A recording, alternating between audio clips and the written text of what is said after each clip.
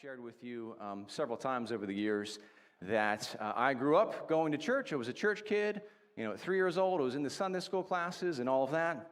And as a child, I was taught that it is the responsibility of us Christians to share Jesus. That's the term that was used, share. It's our responsibility to share Jesus with the other people in our lives. When I got a little bit older, that terminology changed, and I heard a different term, introduce. That it's our job as Christians, it's our responsibility to introduce people to Jesus. And I like that term a little bit better. In fact, that's the term that I tend to gravitate toward, because sharing feels a little bit slippery, a little bit obscure. But this idea of introducing people to Jesus makes a little bit more sense to me, and I feel like it's a bit more concrete. Because we all know what it's like to introduce one person to somebody else, right? You know what that's like?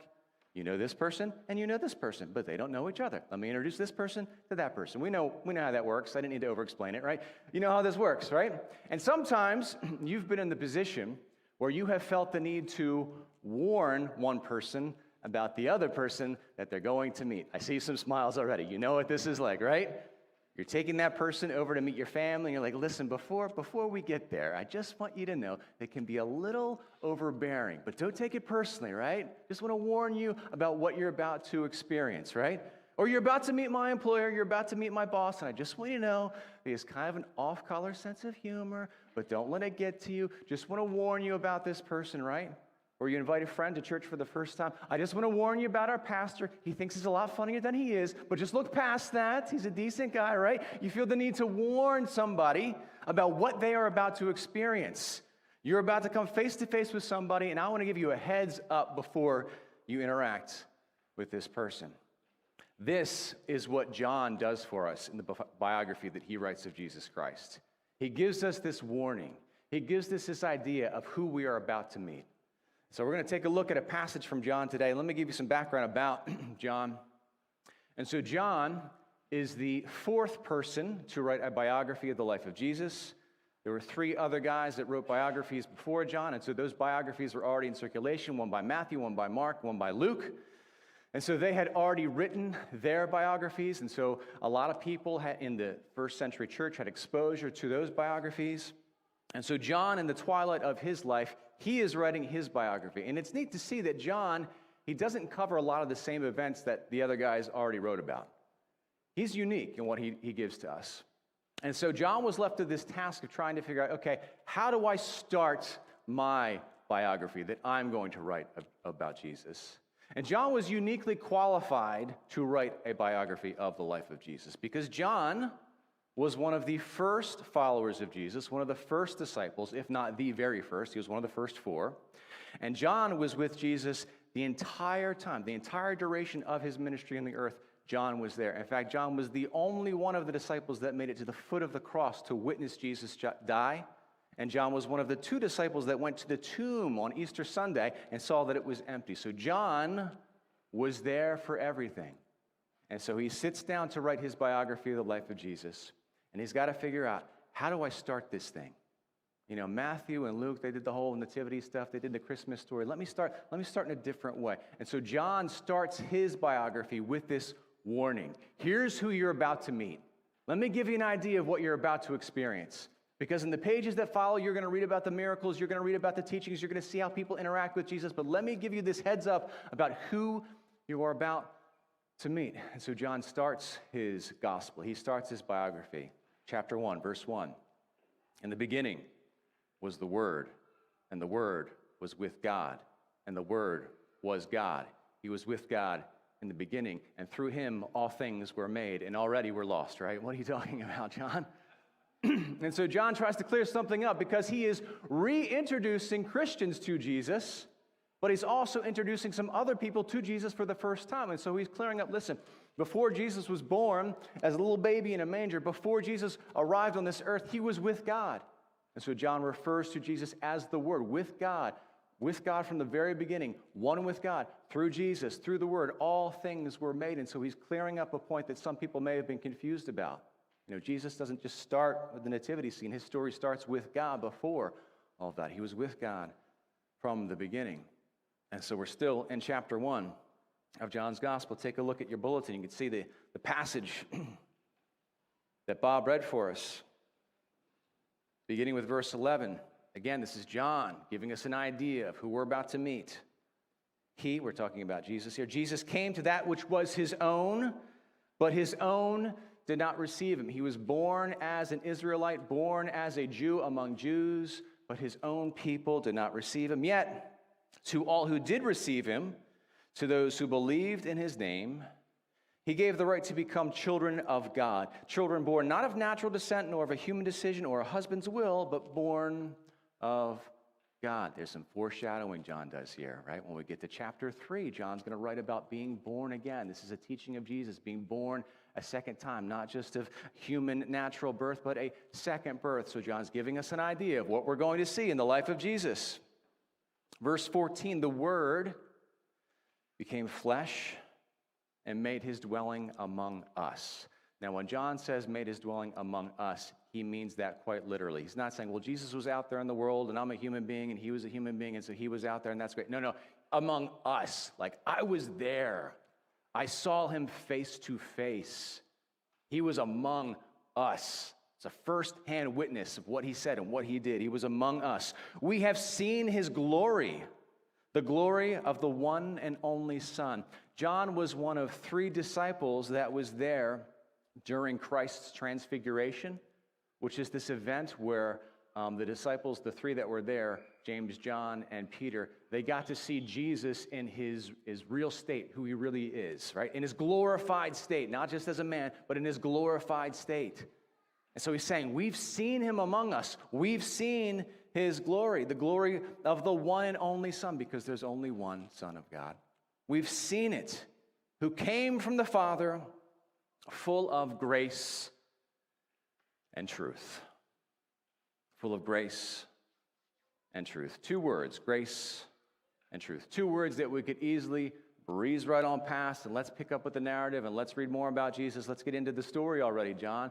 Grace and truth. But before we breeze past that sentence, before we move on to the story of Jesus, let's take a moment to consider just how epic this is, that Jesus was filled with both grace and truth.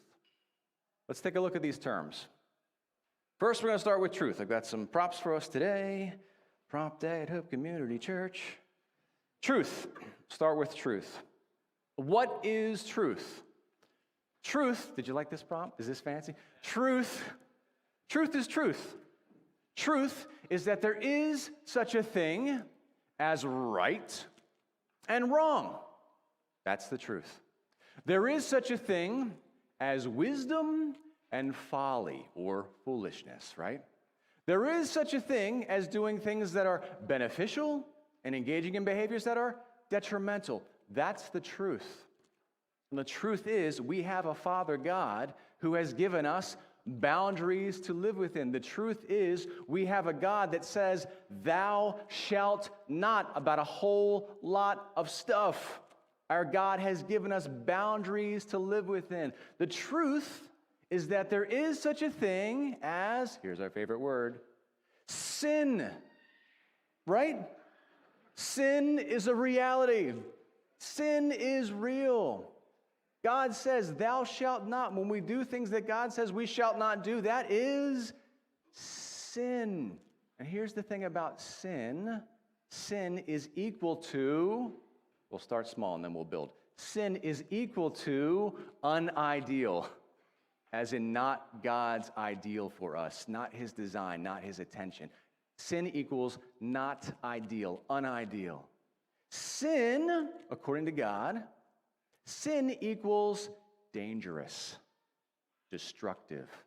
It's important to note that our God is a God of love, and when he says thou shalt not, when he says don't do that, it's for our own sake. God doesn't create these rules just out of the blue. No, it's for our own sake that he's given us boundaries to live within. That's important to know about God. I've got this question a lot over the years because I'm a Christian. I don't know, maybe because I'm a pastor, but at least because I'm a Christian, people say, hey, Christian person, do you think such and such is a sin? Do you think such and such is a sin? And the question usually has something to do with sex, because that's just how it works. Is such and such a sin? And I say, well, first thing, what's key to my faith system, what's key to my belief is that I don't get to decide what's sin and what's not. I defer to God. Doesn't matter if I want something to be a sin or if I want it not to be. Why would I want something not to be a sin? That doesn't matter. I defer to God because God's the one who decides what's sin and what's not, and it's all based on what's best for us. I don't know if you've realized this yet, but we live in a broken, fallen world. Have you realized that? And Father God says, in order to make your way through this broken, fallen world, I'm going to give you boundaries to live within. I'm going to tell you what to do. I'm going to tell you what not to do. I'm going to tell you what to pursue. I'm going to tell you how to treat one another because this world is a messed up place and I want to protect you. So that is truth. There is right. There is wrong. There is such a thing as sin. Let's talk about grace. What is grace? Grace is compassion. Grace is compassion. Grace is understanding.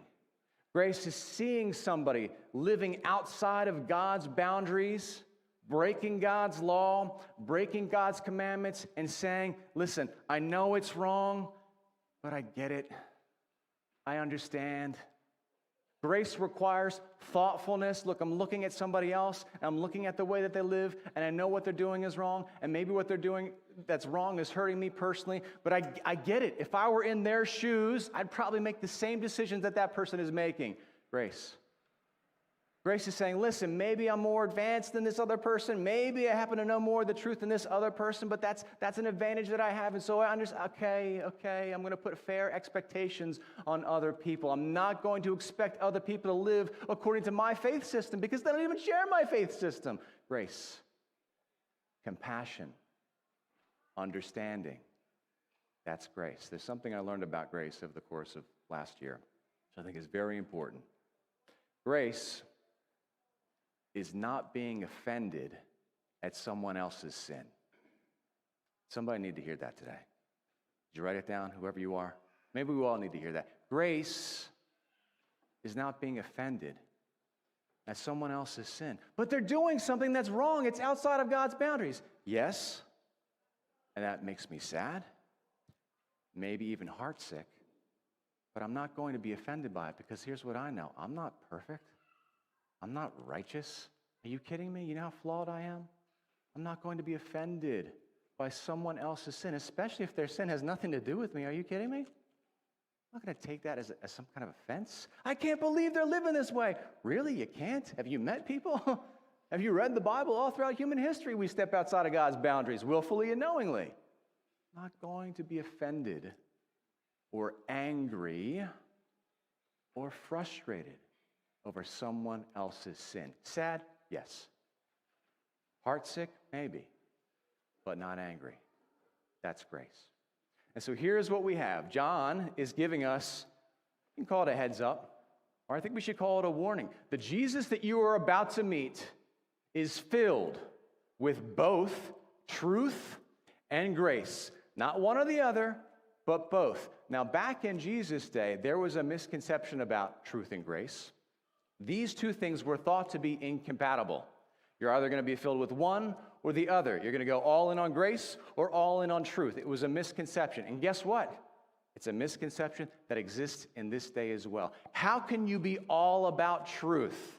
How can you be all about truth and grace at the same time? How can you speak to the fact that there is such a thing as sin and God has boundaries for us and we need to live within his boundaries and speak to the wisdom of that, but at the same time extend grace to people who refuse to live within God's boundaries? How do you do that? And so this led, Jesus being filled with both truth and grace, this led to a whole lot of disappointment. It led to disappointment. The disappointment of unmet expectations. Because there were some people that wanted their Messiah to be all about truth. There were righteous people. People who believed, at least they believed they were righteous. They were living within God's boundaries. They were living according to the laws that God had given them. And I'm talking about Old Testament covenant, Old Testament laws, which were overwhelming. People living within those boundaries, and they wanted their Messiah to come in and validate them. Yes, yes, yes, good, good, good. Pat them on the back. Good. We're all about truth. What they're doing is bad. What you're doing is good. Let me validate you. They wanted their Messiah to be all about truth, but not grace. Of course, there were other people that wanted the Messiah to be all about grace. All about grace. Listen, all those laws that God gave, they're so overwhelming, and like, how can anybody live up to them? So don't even worry about it. Just grace, grace, grace. I get it. I see where you're coming from. I understand. I'm quick to forgive. I'm eager to forgive. And all those things are true. But wait a minute. What about? What about beyond grace? Some people wanted their Messiah to be all about grace. Some people wanted their Messiah to be all about truth. But Jesus was filled with both truth and grace. Grace and truth. These two concepts, they are not mutually exclusive. In fact, just the opposite. These two concepts are codependent. There's a symbiotic relationship between truth and grace because you can't be all about truth without grace, because without grace you're missing part of the truth. And we can't be all about grace without truth, because if you're going in with grace, if you're going all in on grace, and if you're subtracting truth from that equation, then you're missing something that makes grace grace. And so these aren't mutually exclusive. They weren't in Jesus' day, and they aren't in our day. Jesus is filled with both truth and grace. What about us? What about us Christians? I tell you what, so many of us Christians, we want to choose one or the other. Because trying to be about both, oh my goodness gracious. Trying to be about both feels so overwhelming, maybe even feel impossible. And so many of us Christians want to say, okay, let's just be all about this, or let's just be all about that. But trying to be all about both, goodness gracious, it's so difficult. And that's why some Christians, they just make the choice, and it's not even a conscious choice. They make a choice nevertheless. We're going to be all about truth. We're going to be all about truth. And a collective of Christians will get together and decide we're going to be all about this, not about that. We're going to be all about this. And some churches are all about this and not about that. That's just the reality that we live in this country and around the world. Some churches just say we're going to go all in on this and not about that. And so those churches, the people gather together and they hear the truth, a group of Christian people, and they sit and they hear the Bible taught and they nod their heads because they already know the truth and the truth is affirmed for them. And every once in a while they'll learn something new in a church like that. Oh, I didn't realize that. How about that? And education is key in a truth church. Where's the grace? What about the grace? What happens? What happens if a collective of Christians, what happens if a church goes all in on truth but forgets about grace? Well, over time, they shrink, and they shrink, and they shrink, because without grace, how do you draw in new people to the message of Jesus? If you're not willing to meet people where they are and not expect them to live as Christians when they're not, how do you grow a church that's all about truth but not about grace? And so here's what we've seen. In this country and in this community in Delaware County, we have seen some churches go all in on truth, forget about grace, and shrink and shrink and shrink till they're dead. How many churches, I'm 41 years old, how many churches have I seen die in this community? If you do an autopsy on some of those churches, you'll realize that this is one of the reasons why some of those churches have died. They've been all in on truth, but they forgot about grace. They neglected grace. Then there are other Christians, other collectives of Christians that get together and say, we're going to be all about grace. We'll forget about truth. We're going to be all about grace. And they meet people where they are, and they don't set unreasonable expectations, and they let people know that Jesus loves you just the way you are, which is true, by the way. But they let people know that, yeah, we get it. We've got compassion. We have understanding. We're not offended by your sin, and that is awesome. And people are drawn to grace. That's fantastic. So imagine to be a person who doesn't know Jesus, who's lost in this world, going looking for something, and to find a group of Christians that are willing to love you just as you are. How wonderful is that? Grace churches, all in on grace. But what about truth?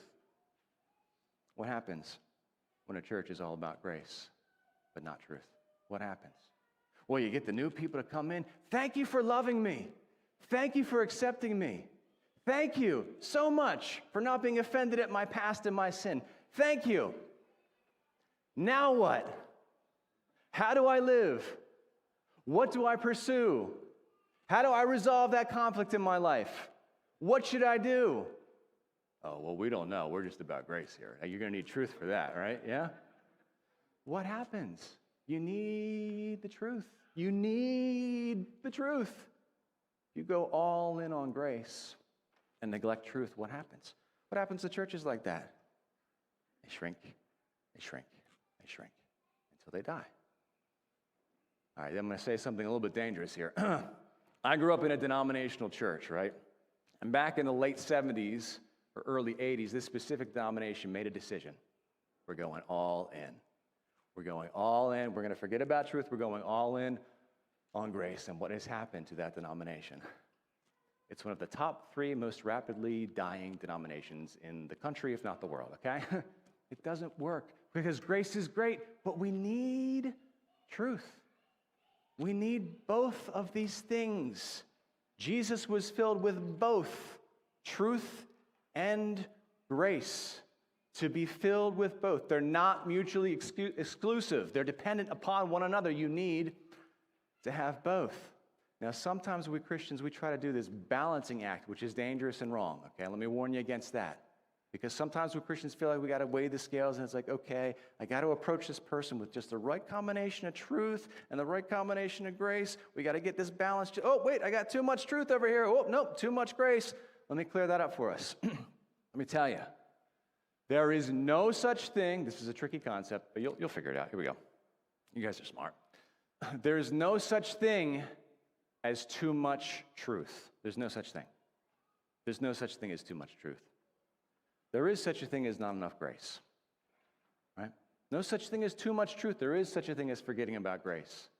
Likewise, there is no such thing as too much grace. There's no such thing. You can't be too gracious. I mean, think about that. Can you imagine someone treating you with too much? You're being too gracious. No, there's no such thing as too much grace. There is such a thing as not enough truth. So forget about the balancing act. Forget about that. Because there's no such thing as too much truth, but there is such a thing as not enough grace. There's no such thing as too much grace, but there is such a thing as not enough truth. Here's what I've experienced, and I'm not the only one. Goodness gracious. Some of you have experienced this as well. Here's what I've experienced when you try to tell the truth to somebody. No, I'm not talking about an easy truth, right? Hey, I think you're really good looking, and that's the truth. No, I'm talking about a hard truth. When you try to share a hard truth with somebody, maybe that person's a fellow believer, maybe they're not. Try to share a hard truth. Listen, I see that there's something going on in your life, and nobody else is talking to you about it, but I'm concerned about this relationship you're in. I'm concerned about the amount of time you're spending at work. I'm concerned, whatever it is, a tough truth. I know you're a fellow believer, and I know you know the boundaries of God, and I see you living outside those boundaries, and I know you know better. I know you know this is dangerous. I know you know this is wrong, but nobody else is saying anything, so I feel like I need to say something, and it'd be so much easier if I didn't. And it'd be so much easier if I say, well, that's none of my business. I'm not bringing that up, but I'm going to do it. I'm going to try to muster up the courage and meet with you one-on-one and tell you this tough truth. And what happens when we do that? Sometimes it's received, but only sometimes. Other times it's not. Most of the time it's not. In my experience, maybe you're different. Maybe you've had a better success rate than I do. I have been accused, I'm not the only one. I'm not the only one. I have been accused of being judgmental because I've shared the truth with somebody. Right? I see you nodding your head, so have you. I have been accused of being judgmental. And I feel divided about that. Because on the one hand, I feel like, yeah, of course, I expect that. Of course, that's a normal response. Yeah, I get it. But on the other hand, it hurts my feelings, right? What do you mean I'm judgmental? What am I supposed to think that every decision you make is a good idea, and if I don't, that's being judgmental? But this is what happens. And we can be filled with the Holy Spirit. We can say it just right. We can be pitch perfect, but we can't control the response of somebody else. They might feel like you're being judgmental. They might feel that way. Okay. And so I say to you, tell the truth anyway. You can't control their response. Tell the truth anyway. I've been accused, been accused of being unloving.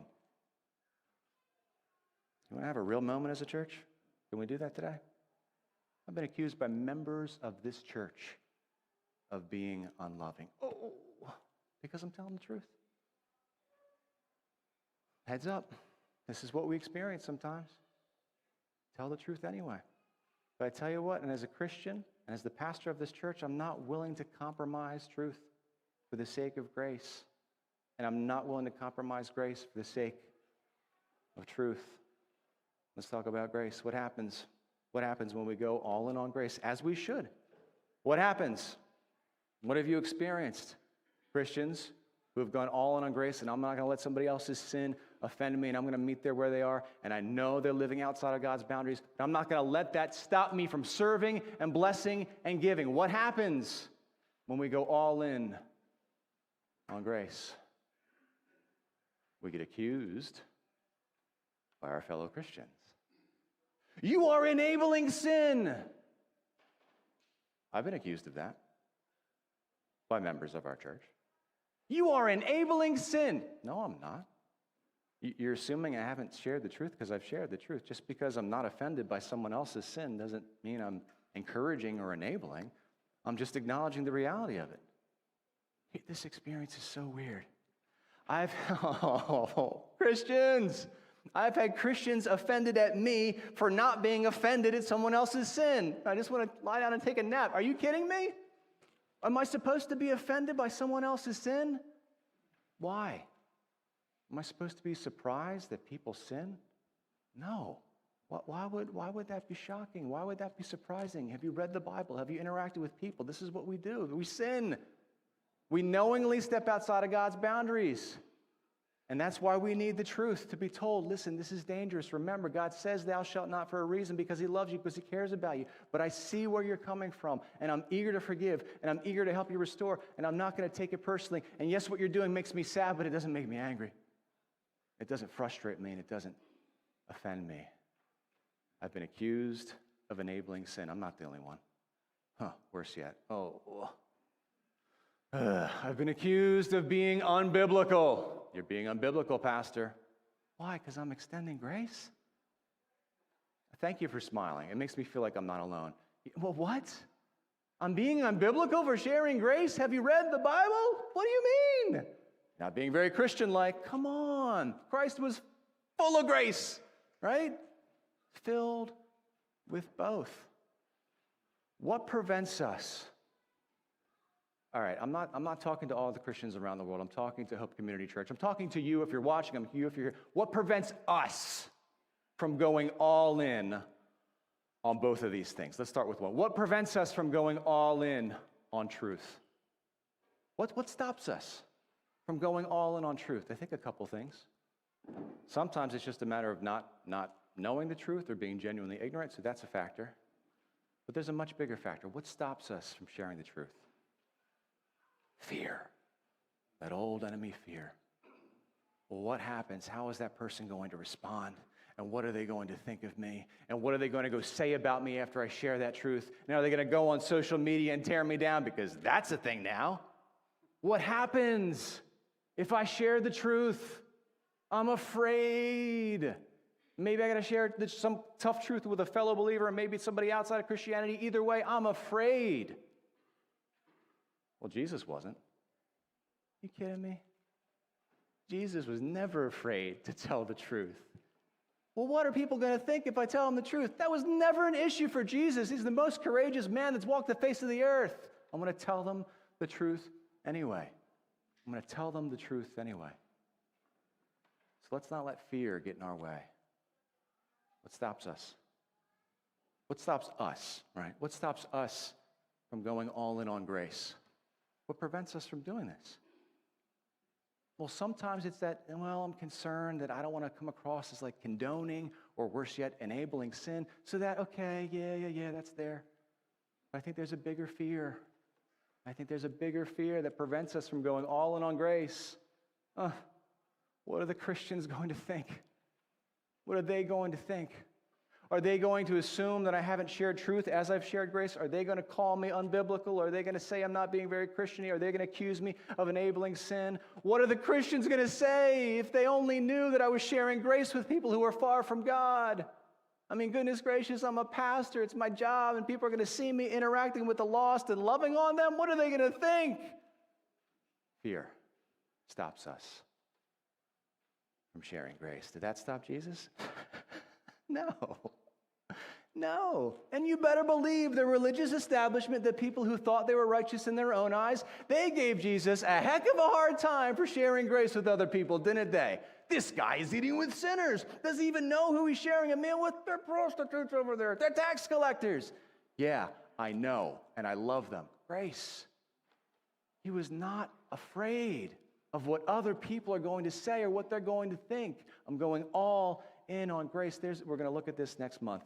Well, God willing, we're going to look at this passage next month.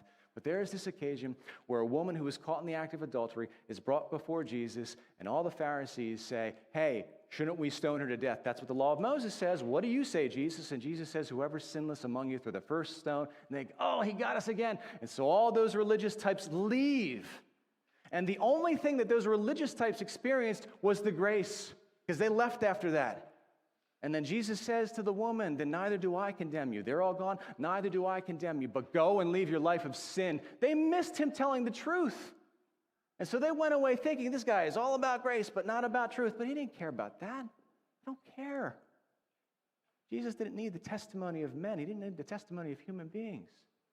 He didn't let fear get in the way of sharing grace. This is your warning.